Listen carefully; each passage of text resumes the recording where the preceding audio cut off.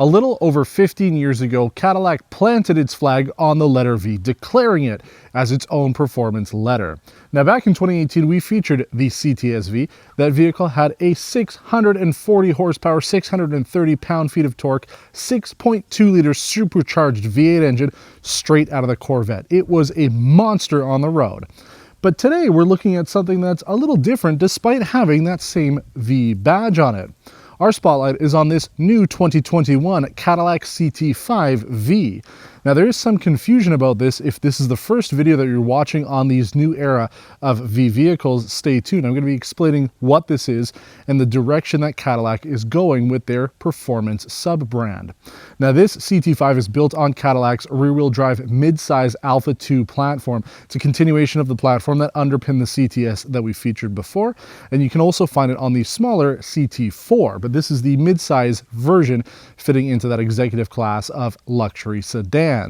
Now there's only two differences from the launch 2020 model and the 2021s. There's going to be late availability for Super Cruise Control on the 2021 models. It's rolling out pretty much across the board for Cadillac vehicles. Here in Canada or in the States, it's about a $2,500 option and probably well worth it because Super Cruise Control, as we tested on the CT6, works incredibly well. Much better than just the typical semi-autonomous driving mode. GM has invested a considerable amount of money into it, and it's good to see it trickling down through the rest of the vehicles. The other major addition is a 12-inch gauge cluster screen that's customizable, much like we saw on the CTS-V and CT6. It's an option that you can have depending on your packaging. A couple other small features include launch control and wireless Android Auto and Apple CarPlay. But what about this CT5-V? This uses a 3-liter V6 twin-turbo engine. That's correct, folks. This isn't really the CTS-V. This is not the continuation of it. While the CT5 does replace the outgoing CTS, this V is more of a entry-level performance. If you're coming from one of the German luxury brands, think of this as the BMW M Performance version or the Mercedes 43 Series AMG. This has 360 horsepower, 405 pound-feet of torque, not bad at all, but it is down considerably. If you're going from a CTS-V to the CT5-V, you're going to notice a tremendous shift in power.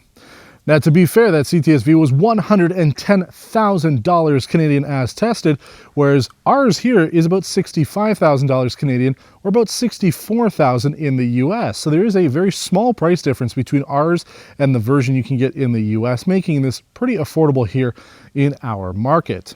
Now this uses a 10-speed automatic transmission. It is again on that rear-wheel drive platform, and with the V you can buy either rear-wheel drive or, as ours is configured, with all-wheel drive. Now there are a couple features about the CT5 that make it worthwhile going from an older CTS if you're looking for that mid-performance, not flat-out raw, untamed performance, but something that you can live with on a daily basis. There's quite a bit going on with the CT5. This uses GM's Magnetic Ride Control 4. It's the most recent version of Magnetic Ride Control, and it is so smooth on the road. When we take it on our road test, you can see, hopefully on the video, just how smooth it is. Absolutely phenomenal. We've only driven it on a number of vehicles from GM, but you do get it on this CT5-V. A couple other features that you get by going with the CT5-V are front Brembo brakes and also an electronic limited slip differential. So a couple small features there over the regular version, and this is tuned to be more of a sport vehicle. But what is the future for Cadillac's performance sub-brand? Well, they're deciding to branch it off. At least from what I can tell, they're going to be doing much like what the Germans have done, have a entry-level performance and then the flat-out untamed version of it for people who want to go crazy fast. So think of the new Vs as this CT5 or CT4V as that entry level. Later in 2021, GM will be unveiling the new Blackwing models for both the CT5V and CT4V. Now this is not the same CT6 Blackwing that was available for the 2020 model here in North America. That used a 4.2-liter twin-turbo V8 engine, producing quite a staggering amount of power. Still not as much as that supercharged 6.2, but still a tremendous amount of power in a full-size sedan.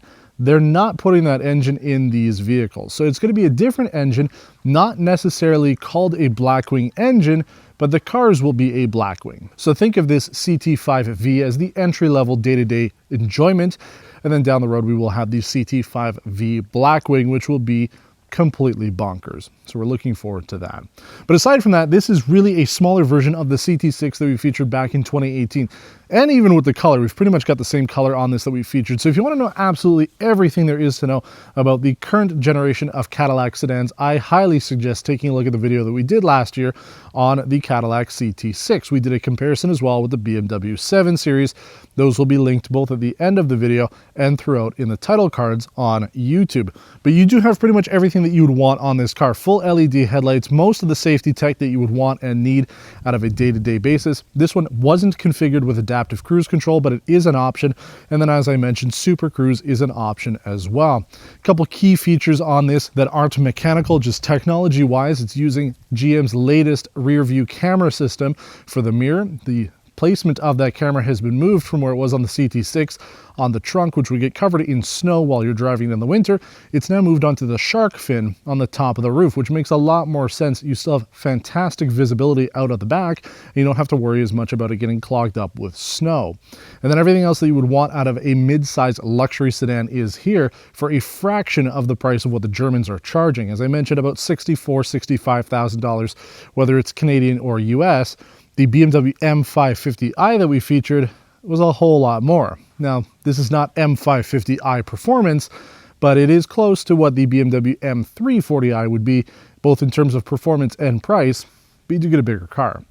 So let's take this one on the road, see how it drives, handles, and performs, and everything else you need to know if you're in the market for the 2021 Cadillac CT5-V.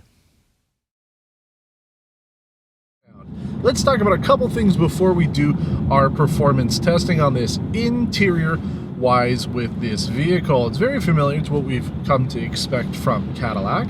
This feels a lot like both the CT6 as well as something like the XT5. So you're getting a pretty nice setup in here. Lots of physical buttons. I know people like to still have physical buttons. We've got tons of them for the HVAC controls, a interface controller in the center area for your map navigation, stuff like that, and then 2 buttons for volume. It's nice to have a physical volume button. A lot of companies are moving towards like a touch button. I hate those. This is good. And then with the gauge cluster, we have a nice setup in the center with a screen, but the rest of it is analog. So if you're looking for that type of experience, this car has it. Tech-wise, this car is very well optioned. We have a color head-up display, the information cluster computer, as well as the navigation system using the latest Chevrolet infotainment software. Works very well. I have no complaints about it. We have navigation, Sirius XM, CarPlay, and a 15-speaker Bose Performance Series audio system. So good stuff going on there. The thing is, though, I feel that GM just hates backseat passengers. They don't think anything of them.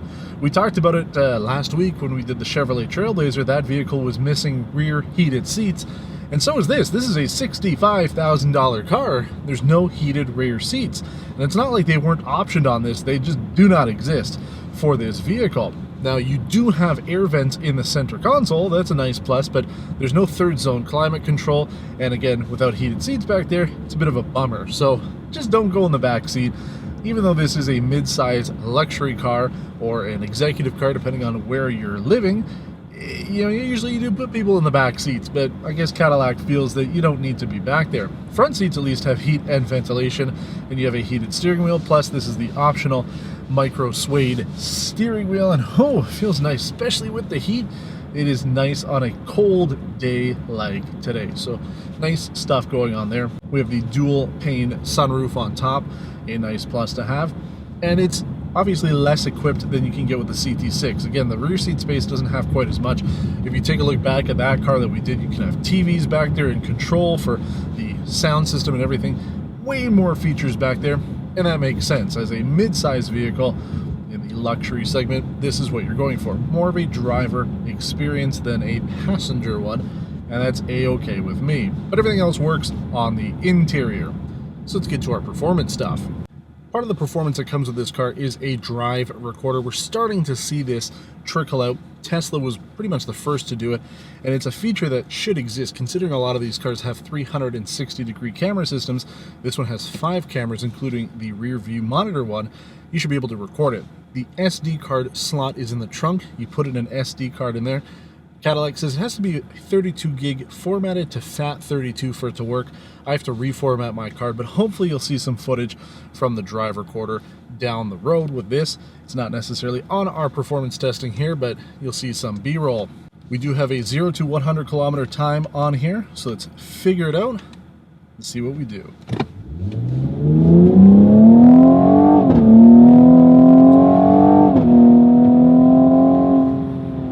5.4 seconds. Not bad at all. Now keep in mind, we're on winter tires. They aren't even warm, and I've been driving around for 25-30 minutes now. And yeah, it's not ideal weather conditions, and it's not ideal road either. Shave off a little bit of that time. Even if it was a 5-second car, it's still plenty fast. You have to keep in mind that, again, this is not meant to replace the CTS-V that will be with the Blackwing. This is good for day-to-day performance out of a vehicle that you can live with. That was the one complaint you could have about the CTS-V, was it just costs so much money in gas. I spent hundreds of dollars for the 1 week that I had it, whereas this is a lot more manageable. So if you're looking for an all-around good daily driver, this might be the way to go. The performance is there. I've had zero issues with it. I keep it in V mode. There are essentially two modes that you can configure built into the infotainment system, a My mode and the V mode. The V mode allows you to go in and play with the actual engine tuning, whether it's in track mode or comfort mode, whereas the My mode is more if you want to maybe have stealth mode for the exhaust start up. Because this is a pretty loud exhaust, considering it's only a 3-liter V6. Ooh, yeah, it sounds good. I really like it. If you told me that this was a bigger engine, I would believe you. The fact that this is only a 3-liter twin turbo, that's really good. 360 horsepower, pretty average for the size. 405 pound-feet of torque is a little bit more than you would get for this size engine, so it works out well. The only complaint, again, really, if there were to be one, the fact that you have a 10-speed transmission just means you could get a little lost with the gears. I don't bother with the manual shift mode on this. I've tried it, it's fine, but with 10 gears, you're going up and down and up and down. It's not the Forza Motorsport experience that I want, but maybe if you're going on the track, you can have a little bit more fun with it. You'll probably use the first 4 or 5 gears at the most, but the option is there more for fuel economy than anything else. Now, why are you going to buy this over the German offerings? Well, there's two reasons. As I mentioned, on price, you'd be looking at a fully loaded BMW M340i or Mercedes-AMG C43. But since this is an executive sedan, you get more space. This is in the same segment as the E-Class and 5 Series, but for 3 Series and C-Class money. So your dollar goes a lot further than the one technology that GM has over BMW, over Mercedes, over everybody else, is that magnetic ride control. And on version 4, it is so smooth.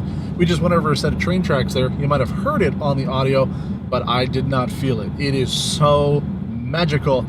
Going over things is like butter, and that's the one thing that you will appreciate more than anything else with this car, because anybody can make a very fast engine, or in this case a very well-performing engine that isn't necessarily bonkers, but being able to go over bumps and handle and drive smooth, that is a difficult thing to have, and it's hard to get that with the BMWs and the AMGs, because both of those companies want to go for a sportier, sturdier feeling, whereas this you have a little bit more control.